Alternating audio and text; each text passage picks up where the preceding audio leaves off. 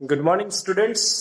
जैसा कि अपना चैप्टर चल रहा है, चैप्टर नंबर 4 क्लास 10th का इम्यूनिटी और ब्लड ग्रुप। तो आज हम इस चैप्टर को फिनिश कर लेते हैं। आज हमारा चैप्टर अभी तक हम कितने चैप्टर कर चुके हैं। हमने चैप्टर कर लिया 8 का, 10 का, 6 का और 3 का।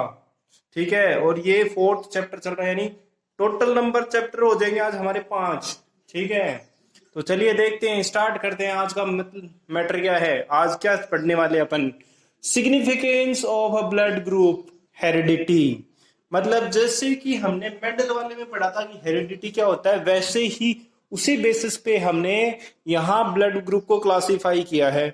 चलिए देखते हैं होता क्या है इसमें। इसने बोला है the control of a blood group based on the and mutual reciprocity, reciprocal कह सकते हैं, reciprocity of three alleles. These three alleles are the part of the single gene. मतलब ये इनमें से ये जो 3 एलिलीज हम बात कर रहे हैं, एक एलिलीज है वो एक जीन को रिप्रेजेंट करती है। ठीक है, तो 3 एलिलीज है वो 3 चीजों को रिप्रेजेंट करेंगी, यानी ए, बी एंड ओ। ठीक है, तो ये 3 एलिलीज हमारे पास। ठीक है, and the represented as I A, यानी एलिलीज 1, आई बी एलिलीज 3, आई ओ और आई, 3 एलिलीज हो गई। Antigen A and B are present on the surface of RBC. मतलब बोल रहा है कि एंटीजन ए और बी तो है ना, वो सरफेस ऑफ आरबीसी के ऊपर प्रेजेंट होगा, लेकिन ओ नहीं होगा। ठीक है, तो मतलब क्या कहेगा, आरबीसी की सरफेस पे फॉर्म द एलिलीज आई ए और आई बी रिस्पेक्टिवली। अगर सरफेस के ऊपर आरबीसी के ऊपर एंटीजन ए और एंटीजन बी प्रेजेंट है तो कौन बनेगा, एलिली आई ए और एलिली आई बी। ठीक है, तो दी एलिली आई इज और I R the recessive, they do not attach in any of the antigen. जैसा कि प्रीवियस चैप्टर में हमने पढ़ा है कि रिसेसिव कैरेक्टर कौन सा होता है, जो F1 जनरेशन में शो नहीं करता है। लेकिन इसमें क्या है, जो आई ओ या आई है वो क्या है, हमेशा ही रिसेसिव रहेगा, वो कभी भी शो नहीं कर पाएगा। देखिए, ये हमने पढ़ा कि हमें पता चला कि सिग्निफिकेंस, यानी हम कैसे आइडेंटिफाई करते हैं कि ब्लड ग्रुप कैसे बने होते हैं। तो हमें पता चला कि हमारे ब्लड के अंदर 3 एलिलीज होती हैं जो क्या करती हैं, ब्लड ग्रुप को रिप्रेजेंट करती हैं, और जिसमें से सिर्फ 2 एंटीजन होते हैं, एंटीजन ए और एंटीजन बी, जो हमारी आरबीसी की सरफेस पे प्रेजेंट होते हैं। ठीक है, और आई जो है और आई नोट ये कह सकते हैं या स्मॉल आई कह सकते हैं, वो हमारे आरबीसी की सरफेस पे प्रेजेंट नहीं होता है, एक रिसेसिव कैरेक्टर है। ठीक है, तो अब हम बात करते हैं कि हमारे पास एक एग्जांपल ले लेते हैं। ठीक है, एग्जांपल ले लेते हैं। ठीक है,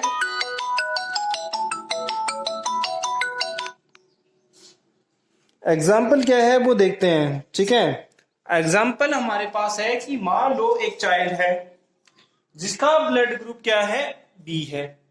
ठीक है, और यहां हमारे पास 2 पेरेंट ऐसे आ गए जिन्होंने दावा पेश किया है कि ये बच्चा हमारा है। ठीक है, किसका है, हमारा। तो हमें कैसे पता चलेगा कि भाई ये बच्चा किस पेरेंट का है, तो हम क्या करेंगे, उसकी एलिली से उसका कैरेक्टर मैच करने की कोशिश करेंगे। अगर मैच हो गया तो हमें पता चल जाएगा कि कैरेक्टर में क्या है। तो हमें यहाँ पता चल रहा है कि हमने 2 जो कपल्स आए हैं उनमें से एक जो कपल है उसमें मेल है वो ओ है, ब्लड ग्रुप ओ है, और जो दूसरा मतलब फीमेल है उसमें, उस कपल में वो है ए बी की, और सेकंड जो कपल है उसमें जो मेल है वो है ए और वीमेन है वो बी। ठीक है, सॉरी हमने यहां गड़बड़ कर दिया है, तो यहां ए लिखना चाहिए था, वो हमने बी लिख दिया है, सॉरी फॉर दिस। तो चलिए करते हैं आगे कंटिन्यू। देखिए, दूसरे में क्या है, मैन है वो है ए और वीमेन है वो क्या है बी। ठीक है, तो हम इसमें देखते हैं कि कैसे पता चलेगा। देखिए यहां से दोनों आई आई करेक्टर, यहाँ स्मॉल आई, यहाँ भी स्मॉल आई आ गया, और इसमें से यहां से स्मॉल आई गया, और इसमें से यहाँ स्मॉल आई आ गया। अब इसमें तो चारों आ गए। अब बात करते हैं इसमें से, तो इसमें से ए है तो वो एक ए नीचे चले जाएगा, एक ए इधर आ जाएगा, तो एक आई ए इधर आ जाएगा और एक आई ए इधर आ जाएगा। तो ये क्या हो गया, ए ब्लड ग्रुप हो गया, यानी आई ए, आई जो डिनोट करता है वो ए को करेगा, और ऐसे यहां से जो आई बी है वो यहाँ आई बी है, तो एक आई बी नीचे आ जाएगा और एक आई बी यहां आ जाएगा।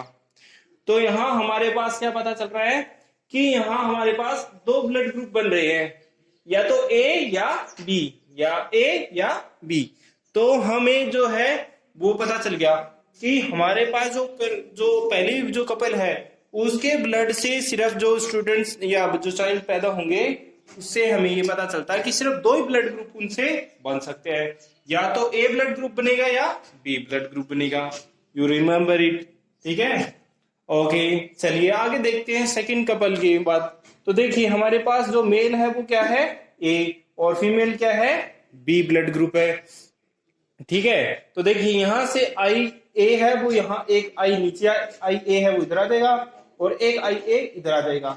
ठीक है, और ऐसे ही हमारे पास एक आई ए इधर चला जाएगा, एक आई ए इधर आ जाएगा। ठीक है, इसमें से आई बी है वो एक आई बी नीचे आ गया और एक आई बी इधर आ गया, और इधर आई है तो एक आई इधर आ गया, एक आई इधर आ गया। तो यहां से पता चल रहा है कि हमारे पास एक तो ए बी आ रहा है ग्रुप, और एक ए आ रहा है, फिर ए बी आ रहा है और ए आ रहा है। तो यहां हमें रेसिप्रोसिटी से ये पता चल रहा है कि हमारे पास जो दावा पेश किया है कि हमारे जो एक चाइल्ड था जिसका ब्लड ग्रुप था बी, तो मतलब दो कपल आए जिन्होंने दावा पेश किया था कि बच्चा हमारा है, लेकिन बच्चा उसी कपल का होगा जिसका ब्लड ग्रुप क्या है ए या बी। तो हमारे पास यहाँ बी ब्लड ग्रुप है वो फर्स्ट कपल में आ रहा है, तो चाइल्ड किसका है फर्स्ट ग्रुप वालों का। ठीक है, तो ये हमारे पास आज सिग्निफिकेंस ऑफ ब्लड ग्रुप और इन हेरिडिटी हो गया है। अब हम देखते हैं कि आगे हमारे पास क्या टॉपिक बचा हुआ है।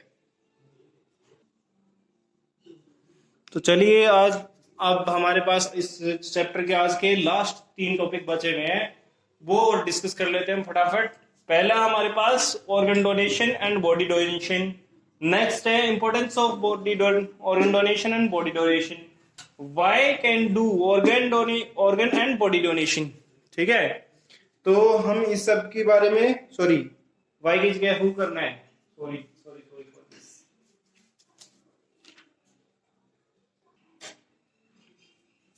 तो स्टार्ट करते हैं हम सबसे पहले बॉडी ऑर्गन डोनेशन और बॉडी डोनेशन। तो इसकी बात करते हैं तो ये हमें मतलब इसमें क्या होता है कि जो हमारे ऑर्गन्स और टिश्यूज होते हैं उनको हम क्या कहते हैं, समवन को जो मतलब जो जिनकी डेथ हो जाती है वो अपने जो बॉडी के पार्ट्स होते हैं वो डोनेट कर सकते हैं किसी भी जिसको जरूरत होती है।